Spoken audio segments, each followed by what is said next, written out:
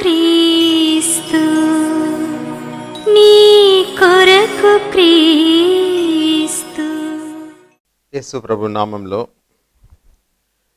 దేవుని కుమారులకి దేవుని కుమార్తెలకి యేసు ప్రభు నందు విశ్వాసముంచి ఆయన్ని రక్షకుడిగా అంగీకరించి విశ్వాసంలో కొనసాగుతున్నటువంటి బిడ్డలందరికీ కూడా ఈ సాయంకాలం మరొకసారి యేసు ప్రభు నామంలో శుభములు తెలియజేస్తున్నాను.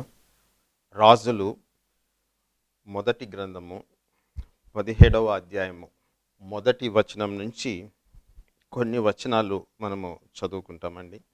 అంతటా గిలాదు కాపురస్తుల సంబంధియును తిష్బీయుడునైన ఏలియా అహాబు నొద్దకు వచ్చి, ఎవని సన్నిధిని నేను నిలబడి ఉన్నాను,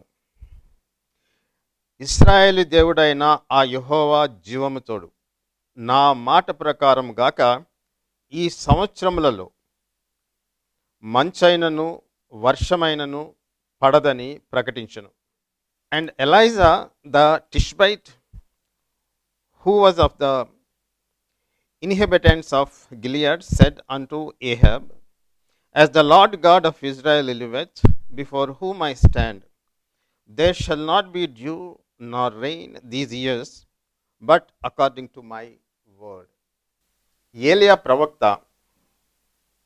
అహాబు రాజు దగ్గరకు వచ్చి ఒక ప్రకటన చేశాడు. ఏమిటి అంటే, నేను చెప్పితే తప్ప, నేను మాట్లాడితే తప్ప రాబో సంవత్సరములలో మంచైనా కానీ వర్షమైనా కానీ ఇశ్రాయేలు దేశంలో పడదు అని ఒక ప్రకటన చేశాడు. ఎవరు చేశారు అంటే ఏలియా ప్రవక్త చేశాడు. ఎవరికి చేశాడు అంటే ఇశ్రాయేలు రాజు అయినటువంటి ఆహాబుకి చేశాడు. 17వ అధ్యాయము ఏలియా ప్రవక్తని మొట్టమొదటిసారిగా పరిచయం చేస్తుంది. మనము ఆ 2 వచనాల్లో దేని గురించి మనము మాట్లాడుకోబోతున్నామంటే, కొద్దిసేపు ధ్యానిస్తామంటే, ఆయన ఆహాబుతో మాట్లాడేటప్పుడు ఒక పర్టికులర్ మాట అన్నాడు. అది ఏమిటి అంటే, ఎవని సన్నిధిని నేను నిలువబడి ఉన్నానో అనే మాట ఉపయోగించాడు. నేను ఎవని సన్నిధిలో నిలవబడి ఉన్నానో ఆ చిన్న ఫ్రేజ్ ఉంది చూసారా, దాంట్లో చాలా అర్థము ఉంది. ఆయన అహాబ్ తోటి దేవుడు, ఇశ్రాయేల్ దేవుడు ఈ విధంగా సెలవిస్తున్నాడని చెప్పి డైరెక్ట్ స్టేట్మెంట్ చేసి ఉండొచ్చు, కానీ ఆ విధంగా చెప్పలే ఆయన. బిఫోర్ హూమ్ ఐ స్టాండ్, ఎవని సన్నిధి అనే మాట ఒకటి ఉంది, పదం ఉంది. తర్వాత నిలబడి ఉన్నాను అనేటటువంటి ఒక పదం ఉంది. ఈ మాటలు 2 ఏమి అర్థాన్ని మనకు తెలియజేస్తాయంటే, నిలబడి ఉండడము అనేటటువంటిది ఆ కాలంలో ఇశ్రాయేలు దేశంలో, ఆ పురాతన సమాజంలో, పూర్వకాలంలో సేవకులు యజమానుల ముందు నిలబడి ఉండేటటువంటి వాళ్ళు. ఎందుకు నిలబడతారంటే, యజమానుడికి సేవకుడు పరిచర్య చేయాల, సేవ చెయ్యాల. ఆయన యొక్క అవసరతలను గురించి, ఆయన యొక్క అవసరాలను గురించి ఈయన అవగాహన కలిగి ఉండాలి. సేవకుడు వచ్చి యజమానుడి ముందు నిలబడతాడు, కూర్చోడు. సేవకుడు ఎందుకున్నాడంటే, యజమానుని యొక్క చిత్తాన్ని నెరవేర్చేదానికి సేవకుడున్నాడు, పరిచారకుడున్నాడు. దానికోసమే ఆ పరిచారకుడిని యజమానుడు నియమించుకున్నాడు. ఒకని ఏర్పాటు చేసుకున్నాడు యజమానుడు, ఒకని నియమించుకున్నాడు, పని అప్పగించాడు. ఆ పని అప్పగింపబడినటువంటి సేవకుడు జీవితంలో ముఖ్యమైనటువంటి భాగము, ముఖ్యమైనటువంటి వృత్తి, వ్యాపకము ఏమిటి అంటే యజమానుని ముందు నిలబడి, యజమానుని దగ్గర నిలబడి, యజమానునితో ఉంటూ ఆ యజమానునికి సేవ చేయడం, ఆయన చిత్తాన్ని నెరవేర్చడం అనేటటువంటిది సేవకుడి యొక్క పనిలో ముఖ్యమైనటువంటి భాగం. ఆ సేవకుడు యజమాని యొక్క సేవలోకి ప్రవేశించినప్పుడు, ఆ యజమానుడు ఎవరైనా కావచ్చండి, నేను జనరల్ రిలేషన్షిప్ గురించి మాట్లాడుతున్నా. ఆ కాలంలో యజమానులకి సేవకులు ఉండేటటువంటి వాళ్ళు, master and his servant, master and his slave, what ever it is. కొన్నిసార్లు బైబిల్లో ఈ సేవకులకి దాసుడు అనే పదం కూడా ఉపయోగిస్తారు. దాసుడైనా, సేవకుడైనా, పరిచారకుడైనా, ఏ పదం మీరు ఉపయోగించినా యజమానుడికి సేవ చేసేదానికి ఆ వ్యక్తి నియమించబడ్డాడు. ఆ మాట ఎవని సన్నిధిని నేను నిలబడి ఉన్నానో అనేటటువంటిది దేన్ని గురించి మనకు తెలియజేస్తుందంటే, ఏలియా ప్రవక్త, లేదంటే ఏలియా అనేటటువంటి ఈ వ్యక్తి ఒక యజమానుని ముందు నిలబడున్నాడు. ఆ యజమానుడు ఎవరు అంటే ఇశ్రాయేల్ దేవుడు అయినటువంటి యెహోవా. ఇశ్రాయేల్కి రాజు అయినటువంటి, మహిమ కలిగినటువంటి రాజు అయినటువంటి యెహోవా, ఆయన ముందు ఈ సేవకుడు నిలబడున్నాడు. రాజు చెప్పినటువంటి పని, ఏలియా యజమానుడైనటువంటి, అక్కడ నా యజమానుడు అని చెప్పి ఆయన చెప్పలేదు, కానీ అర్థము అంతర్లీనంగా దాంట్లో ఉంది. అంటే యెహోవా నా దేవుడు, యెహోవా నా రాజు, యెహోవా నా యొక్క యజమానుడు, నేను ఆయన యొక్క పరిచారకుడును, నేను ఆయన యొక్క సేవకుడును, ఆయనకు దాసత్వం చేసేటటువంటి వాడను అని చెప్పి ఆ పదము మనకు అర్థాన్ని తెలియజేస్తుంది. ఎవని ముందు నేను నిలబడి ఉన్నానో ఆ రిలేషన్షిప్ని ఆయన ఎస్టాబ్లిష్ చేస్తున్నాడు. అది ఇంకా ఏం చెప్తుందంటే, ఏలియా తన యజమానుడైనటువంటి యెహోవా ముందు నిలబడి ఉన్నాడు. ఎందుకు నిలబడి ఉన్నాడు అనే ప్రశ్న మనం వేస్తే, సేవకుడు తన యజమానుని చిత్తమేంటో తెలుసుకొని దాన్ని జరిగించేదానికి సేవకుడు నిలబడి ఉన్నాడు. ఈ యజమానుడికంటూ ఒక ప్రత్యేకమైనటువంటి చిత్తం ఉంది, సేవకుడికి కూడా చిత్తం ఉంటుంది, ఆయన ఇష్టాలు ఉంటాయి. ఇక్కడ అవి పిక్చర్లోకి రావు. యజమానుడు సేవకుడు రిలేషన్షిప్ గురించి మాట్లాడుతున్నా. ఎవని సన్నిధిలో నేను నిలబడి ఉన్నాను? ఏలియా యెహోవా దేవుని ముందు నిలబడి ఉంటాడు, యెహోవా దేవుని సన్నిధిలో ఉంటాడు, యెహోవా దేవుని దగ్గర ఉంటాడు, యెహోవా దేవుణ్ణి అంటిపెట్టుకొని ఉంటాడు. కారణం ఏమిటి అంటే, యజమానుడు ఏదైనా చెప్తాడేమో దాన్ని తెలుసుకొని ఆ చిత్తాన్ని నెరవేర్చేదానికి పరిచారకుడు ఎక్స్పెక్టెంట్గా ఏం చెప్తాడో నా యజమానుడు, ఆయన చిత్తమేందో గ్రహించేదానికి ఆ యజమానుడి దగ్గర కాచుకొని ఉన్నాడు, వెయిట్ చేస్తూ ఉన్నాడు. ఎప్పుడు చెప్తాడో యజమానుడు మనకు తెలియదు, యజమానుడు ఎప్పుడు నోరు విప్పి ఆజ్ఞ ఇస్తాడో మనకు తెలియదు, యజమానుడు సేవకుడికి తెలియదు.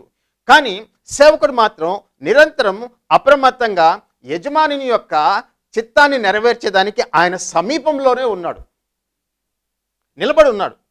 సేవకుడు యజమానునికి సమీపంలో లేకపోతే, యజమానునికి దగ్గరగా లేకపోతే, ఆయన చెప్పేటటువంటిది వినగలిగేటటువంటి దగ్గరగా కానీ లేకపోతే, యజమానుడికి దూరంగా ఉంటే యజమానుడు తన చిత్తాన్ని సేవకుడికి తెలియచేయలేడు. ఎందుకంటే సేవకుడు దూరంగా ఉన్నాడు, యజమానుడు మాట్లాడినా సేవకుడికి వినిపించదు. కాబట్టి ఈ సేవకుని యొక్క లక్షణం ఏమిటి అంటే, ఇదిగో ఈ ఏలియా తన యజమానుడైనటువంటి యెహోవాకి సమీపంలో ఉన్నాడు. ఉద్దేశం ఏమిటి అంటే, యజమానుడు ఏమి మాట్లాడతాడో, ఏమి చెప్తాడో, ఏ పని పురమాయిస్తాడో, ఎక్కడికి పొమ్మంటాడో, ఏ పని చేయమని చెప్తాడో, దాన్ని తెలుసుకునేదానికి సేవకుడు యజమానునికి సమీపంగా ఉన్నాడండి. సమీపంగా ఉండి వినేటటువంటి సేవకుడితోటి యజమానుడు మాట్లాడతాడు. దూరంగా ఉండేటటువంటి సేవకుడికి యజమానుడి మాటలు వినబడవు. అంతే కదండి. దేవుని సన్నిధిలో ఏలియా నిలబడ్డప్పుడు, తన యజమానుడైనటువంటి యెహోవా సన్నిధిలో ఆయన నిలబడ్డప్పుడు యెహోవా మాట్లాడడం విన్నాడు. యెహోవా తన చిత్తాన్ని తెలియపరచడం సేవకుడు విన్నాడు. యెహోవా చిత్తాన్ని తెలుసుకున్నటువంటి సేవకుడు దాన్ని నెరవేర్చేదానికి ఆయన ప్రయాణమై పోతూ ఉన్నాడు. వినకుండా యజమానుడు ఏం చెప్తున్నాడో వినకుండా, యజమానుడు యొక్క చిత్తం ఏంటో తెలుసుకోకుండా సేవకుడు ఏదైనా చేస్తే ఆ సేవకునికి పెద్ద ప్రతిఫలం కానీ, అభినందన కానీ, మెచ్చుకోలు కానీ ఏమీ దొరకవు. ఎందుకంటే యజమానుడు ఏమీ చెప్పలే. యజమానుడి చిత్తం గురించి అతనికి తెలియదు. ఆ విషయం గురించి మనము ఈ దినం ఎందుకు మాట్లాడుకుంటున్నామంటే, నీ వ్యక్తిగత విశ్వాస జీవితంలో నువ్వు యేసు ప్రభువుని రక్షకుడుగా అంగీకరించిన తర్వాత, ఆయన్ని నీ ప్రభువుగా నువ్వు అంగీకరించిన తర్వాత ఎటువంటి రిలేషన్షిప్, ఎటువంటి సంబంధము యేసు ప్రభువుతో నువ్వు కలిగి ఉండాలి అంటే, నువ్వు నీ యజమానుడైనటువంటి యేసు ప్రభువుకి, ఆయన యజమానుడు, ఆయనకి సమీపంలో నువ్వు ఉండాల. ఎందుకంటే నీ యజమానుడైనటువంటి యేసు నీతో ఏమి చెప్తున్నాడో అది వినగలిగేటటువంటి దూరంలో నువ్వు ఉండాల. లేదంటే అది వినగలిగేటటువంటి సమీపంగా ఆ స్థితిలో నువ్వు ఉండాల. అంత దూరంలో ఉండాల. అప్పుడు ఆయన మాట్లాడినప్పుడు నువ్వు వినగలవు. యజమానుడికి సమీపంగా దాసుడు ఉన్నప్పుడు దాసుడు యజమానుడి యొక్క స్వరాన్ని గుర్తిస్తాడు, గుర్తుపడతాడు. ఒకవేళ దాసుడు యజమానుడికి అంత సమీపంగా లేకపోయినా ఒక కేకేస్తే ఎక్కడున్నావు అని చెప్పి పిలిస్తే యజమానుడి స్వరము దాసుడు గుర్తించి అయ్యా చిత్తము వస్తున్నానని చెప్పి అంటాడు. కారణం ఏంటంటే యజమానుడి స్వరము దాసుడు ఎరిగి ఉంటాడు. ఆయన స్వరం ఏంటో, ఆయన పద్ధతి ఏంటో, ఆయన ఇష్టాలేంటో, ఆయన అయిష్టాలేంటో, ఆయనకి ప్రీతికరమైనటువంటిది ఏంటో, ఆయనకి ఇష్టం లేనిది ఏంటో, అయిష్టమైనటువంటిదో దాసుడు, సమీపంగా ఉండేటటువంటి దాసుడికి బాగా ఎరిగి ఉంటాడండి.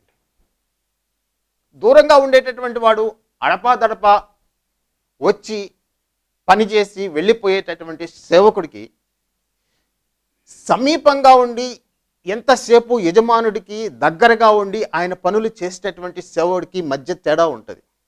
ఈ సమీపంగా ఉండేటటువంటి సేవకుడు స్వరాన్ని వినగలడు, గుర్తించగలడు, ఆయన చిత్తమేంటో గ్రహించగలడు, ఆయన ఇష్టాలేంటి, ఆయనకి అయిష్టమైనటువంటిది ఏంటి గుర్తించగలడు, దాని చొప్పున ప్రవర్తించగలడు. ఆ యజమానుని యొక్క చిత్తాన్ని ఈ సేవకుడు చక్కగా నెరవేర్చగలడు. ఏలియా సమాచారాన్ని తీసుకొని ఎవరి దగ్గర ఆ సమాచారాన్ని ప్రకటిస్తూ ఉన్నాడంటే, సామాన్యమైనటువంటి ప్రజల దగ్గర ప్రకటించడం లే.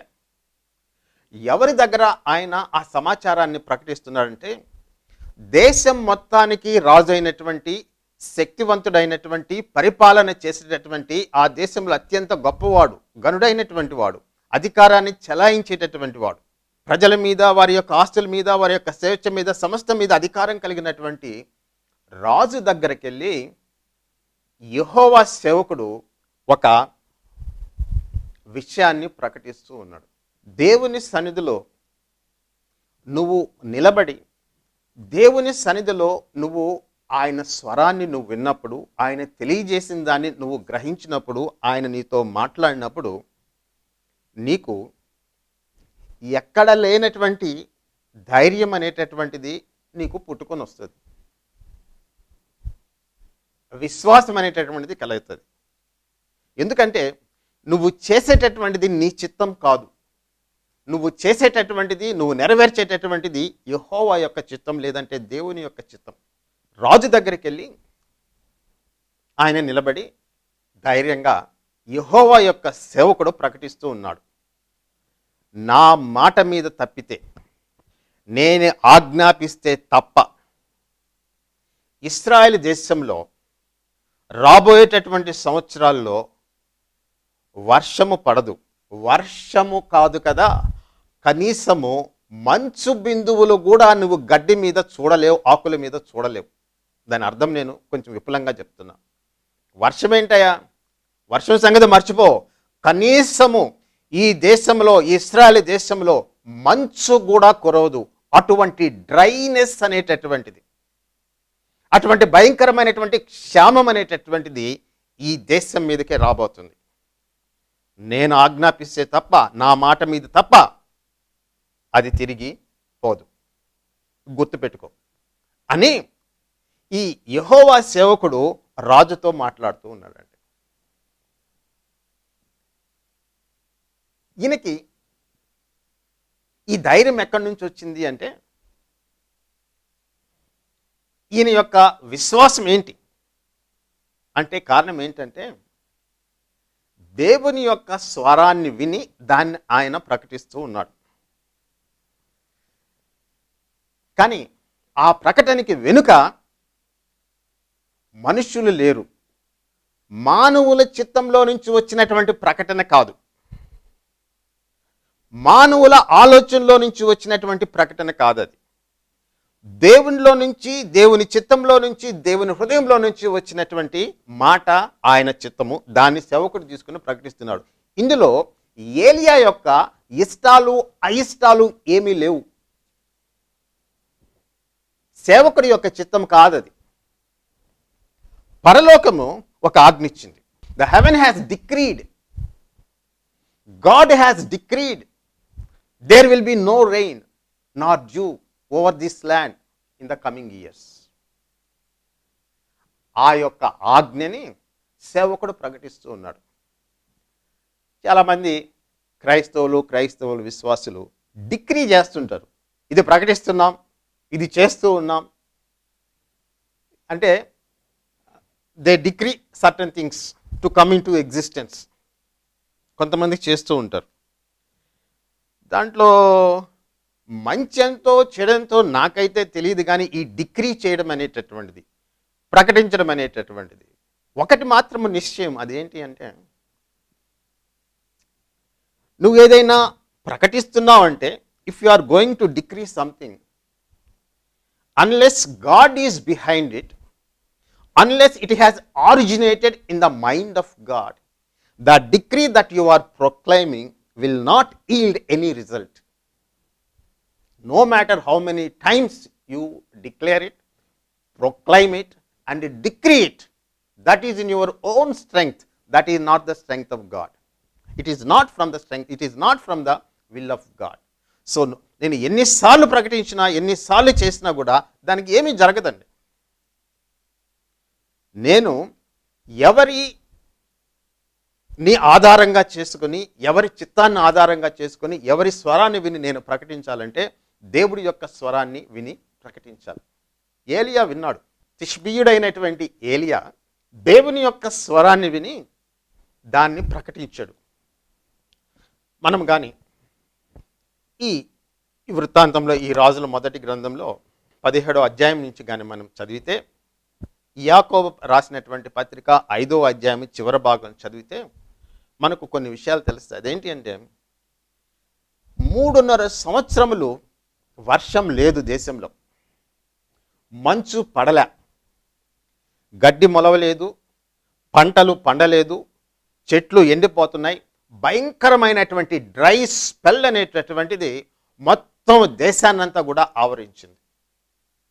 తాగేదానికి నీళ్లు సమస్య, పంటలు పండవు, పశువులకి నీళ్లు దొరకవు. ఇంత భయంకరమైనటువంటి క్షామం అనేటటువంటిది దేశం మీదకి వచ్చేసింది. అది ఏలియా యొక్క ఆ శక్తి, ఆ బలం అనేటటువంటిది ఏలియా మాటల్లో లేదు. ఎవరి మాటల్లో, ఎవరి శక్తిలో ఉందంటే, ఎవరిని బట్టి వచ్చిందంటే, దేవుడు దాన్ని డిక్రీ చేశాడు. సేవకుడైనటువంటి ఏలియా ఆ స్వరాన్ని విన్నాడు. విన్నటువంటి సేవకుడు దాన్ని ప్రకటించాడు. అది జరిగింది. ఆహాబుకి అర్థమై ఉంటుంది. ఆ కాలంలో ఉండేటువంటి ప్రతి ఒక్కరికి దాదాపుగా అర్థమవుతుంది. నేను ఎవని సన్నిధిలో నిలబడి ఉన్నాను, బిఫోర్ హూమ్ ఐ స్టాండ్. అంటే నేను సేవకుణ్ణి, నా యజమానుడు యెహోవా, నా యజమానుడు ప్రకటించాడు, నా యజమానుడి స్వరం విన్నాను, నేను ప్రకటిస్తూ ఉన్నాను. Before whom I stand. నువ్వు క్రైస్తవ విశ్వాసిగా ఉంటే నీ జీవితంలో అత్యంత ముఖ్యమైనటువంటి, విశ్వాస జీవితంలో అత్యంత ముఖ్యమైనటువంటి భాగము ఏమిటి అంటే, నువ్వు దేవుని యొక్క స్వరము, నీ ప్రభువు యొక్క స్వరము, నీ రక్షకుడైనటువంటి యేసు ప్రభు యొక్క స్వరము, నీ కాపరి అయినటువంటి యేసు ప్రభు యొక్క స్వరము వినగలిగేటటువంటి అంత సమీపంలో నువ్వు ఉండాలి. వినగలిగేటటువంటి అంత దగ్గరగా నువ్వు ఆయన దగ్గర ఉండాలి. అప్పుడు నువ్వు ఆయన స్వరాన్ని వినగలవు. నీ జీవితంలో, నీ పరిస్థితుల్లో, నువ్వు ఎదుర్కొంటున్నటువంటి పరిస్థితుల్లో, నీకు ఎదురయ్యేటటువంటి పరిస్థితుల్లో, నీ మీదకి వచ్చినటువంటి అనేకమైనటువంటి పరిస్థితులు అవి ఏవైనా కావచ్చు, పెద్ద గాలివాన కావచ్చు, నీ జీవితంలో పెద్ద తుఫాను రేగవచ్చు, ఇరుకులు కావచ్చు, ఇబ్బందులు కావచ్చు, అనారోగ్యం కావచ్చు, సమస్యలు కావచ్చు, కుటుంబ సమస్యలు కావచ్చు, పిల్లల సమస్యలు కావచ్చు, నీ భర్తతో సమస్య కావచ్చు, నీ భార్యతో సమస్య కావచ్చు, ఆర్థిక సమస్యలు కావచ్చు, ఏదైనా కావచ్చు. ఒక దేవుడు అనేటటువంటి వాడు, మన దేవుడు అనేటటువంటి వాడు ఉన్నాడు. ఆయనకి నువ్వు సమీపంగా వచ్చినప్పుడు నువ్వు ఆయన స్వరాన్ని నువ్వు వినగలవు. కానీ నువ్వు ఆయనకి సమీపంగా లేకపోతే నువ్వు ఏమి వింటున్నావు? నీకు ఏ విధంగా ఆయన గురించి తెలుస్తుంది? ఆయన చిత్తం ఏంటో నీకు ఏ విధంగా తెలుస్తుంది? ఒకసారి నువ్వు ఆలోచించు. కేవలము చర్చికి పోవడము, కానుకలు అర్పించడము, సంఘ కార్యకలాపాల్లో పాలు పంచుకోవడము, ఇవన్నీ కూడా మంచివే, కాదని కాదు, అవన్నీ కూడా మంచివే. కానీ వ్యక్తిగతంగా నువ్వు దేవునికి, నీ ప్రభువైనటువంటి రక్షకుడికి ఎంత సమీపంగా ఉండాలంటే, నువ్వు చెవులు రిక్కించి నీ యజమానుడు ఏమి చెప్తున్నాడు అనేటటువంటి దాన్ని వినగలిగేటటువంటి స్థితిలోనికి నువ్వు అంత సమీపంగా రావాల. అటువంటి స్థితిలో నీ మనస్సు ఉండాల. మామూలుగా అయితే అంత సమయం కానీ, అంత ప్రయాస కానీ, అంత ఖర్చు కానీ మనము పెట్టి ఆయన స్వరము ఏమిటో విందాము, ఆయన చిత్తం ఏమిటో తెలుసుకుందాము అనేటటువంటి దానికి మనము సాధారణంగా క్రైస్తవులు పెద్ద విలువ ఇవ్వరు. ఎంతవరకు పరిమితమై ఉంటారంటే, కొన్ని పనులు చేస్తారు, వాక్యం వింటే వింటారు, చర్చికి పోతే పోతారు, కానుకలు ఇస్తే ఇస్తారు, సంఘ కార్యకలాపాల్లో పాల్పంచుకుంటారు. ఇవన్నీ మంచివైనప్పటికీ వీటన్నిటికంటే కూడా చాలా అత్యంత ముఖ్యమైనటువంటిది నీ క్లోజ్ రిలేషన్షిప్ విత్ జీసస్ అనేటటువంటిది దేని మీద ఆధారపడి ఉందంటే, నువ్వు ఆయన సన్నిధిలో సేవకుడుగా, ఏలియా ఏ విధంగా యెహోవా సన్నిధిలో నిలబడ్డాడో నువ్వు అదే విధంగా యేసు ప్రభు సన్నిధిలో ఆయన సేవకుడుగా నిలబడి ఉండాలి. నువ్వు ఆయన యొక్క స్వరాన్ని వినగలవు. అది నీ జీవితంలో ఎంత పెద్ద మార్పుని, ఎంత గొప్ప డిఫరెన్స్ని, ఎంత తేడాని తీసుకొని వస్తుందండి. నువ్వు ఒక్కసారి దేవుని దగ్గర నుంచి ఒక చిన్న మాట కానీ నువ్వు వినగలిగితే అది ఎంత మార్పు నీ జీవితంలో తీసుకొని వస్తుంది. ఒక్కసారి ఆలోచించు. అనేక మంది దగ్గరికి వెళ్ళి అనేక మంది మాటలు నువ్వు వింటూ ఉండొచ్చు, అనేక మంది స్వరాలు నీకు వినిపిస్తూ ఉండొచ్చు. టీవీలో వచ్చేటటువంటి మనుషుల స్వభావాలు, ఆ టీవీ ప్యానల్స్లో వచ్చేటటువంటి వ్యక్తుల స్వభావాలు, ఇంట్లో ఉండేటటువంటి వాళ్ళు స్వరాలు, స్నేహితులు, బయట ఉండేటటువంటి ప్రవక్తలు, అనేక మంది, చాలామంది సొసైటీలో అనేక మంది మాట్లాడుతుంటారు, అనేక స్వరాలు నీకు వినిపిస్తూ ఉంటాయి. కానీ క్రైస్తవుడుగా నీ ప్రప్రథమమైనటువంటి ప్రాథమికమైనటువంటి కర్తవ్యం ఏమిటి అంటే, నీ ఫస్ట్ ఇంపార్టెన్స్ నువ్వు దేనికి ఇవ్వాలంటే, నీ యజమానుడైనటువంటి యేసు ప్రభు సన్నిధిలో నువ్వు నిలబడి ఆయన స్వరము వినేదానికి నువ్వు అత్యధికమైనటువంటి ప్రాధాన్యత ఇవ్వాలా. ఇది నీ జీవితాన్ని దేవుని యొక్క మార్గంలోనికి తీసుకొని వచ్చి నీ జీవితంలో ఆయన ఇవ్వదలుచుకున్నటువంటి దీవెనలు, ఆశీర్వాదాలు వచ్చేదానికి కారణమవుతుంది. లేకపోతే మిస్ అయిపోతావు, కోల్పోతావు. ఏంటి? ఆశీర్వాదాలు. ఏం కోల్పోతావు? దీవెనలు కోల్పోతావు. క్రైస్తవుడివే కానీ పక్క మార్గంలోకి వెళ్ళిపోతావు. ఈ దినమున వింటున్నటువంటి నువ్వు చేయవలసినటువంటి పని ఏమిటి అంటే, ఈ దినము మొదలుకొని నువ్వు నీ యజమానుడైనటువంటి యేసుకి సమీపంగా నిలబడు. నువ్వు ఆయన స్వరాన్ని వినగలవు. కళ్ళు మూసుకుంటే ప్రార్థన చేసుకుంటాం. పరిశుద్ధుడైన మా తండ్రి, సర్వశక్తి కలిగిన తండ్రి యెహోవా దేవా, యేసు ప్రభు పరిశుద్ధ నామంలో నీకు కృతజ్ఞతలు. నువ్వు నమ్మకత్వం కలిగినటువంటి దేవుడవు, విశ్వాస్యత కలిగినటువంటి దేవుడవు. నీ యొక్క నమ్మకత్వము, నీ యొక్క విశ్వాస్యత ఆకాశ మండలం అంటుచున్నవి తండ్రి. యెహోవా దేవా, ఇదిగో నీ వాక్యము వినుచున్నటువంటి బిడ్డలు, నీ వాక్యం పట్ల ఆసక్తి కలిగినటువంటి బిడ్డలు, నేర్చుకోవాలన్నటువంటి ఆసక్తి కలిగినటువంటి బిడ్డలు నాయన విస్తారంగా ఆశీర్వదించి దీవించుము.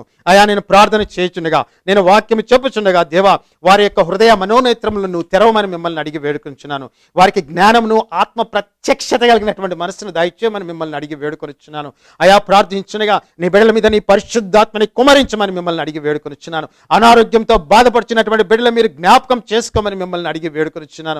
పరమ తండ్రి యెహోవా దేవా, నాయనా తండ్రి, ప్రతి విధమైనటువంటి శారీరక బలహీనత నాయనా యేసు నామంలో తొలగిపోమని చెప్పి ఆజ్ఞాపిస్తున్నాను. అయా శారీరకమైనటువంటి బలహీనతతో ఉన్నటువంటి వారు, అయా దుఃఖముతో, బాధతో అనేక దినములుగా, అనేక సంవత్సరములుగా నాయన ఆ రోగముతో, వ్యాధితో బాధపడుచు నాయన కళ్ళ నీళ్లతో నాయన తండ్రి కృంగిపోవచ్చున్నటువంటి వారిని ఈ దినమున నువ్వు జ్ఞాపకం చేసుకో దేవా.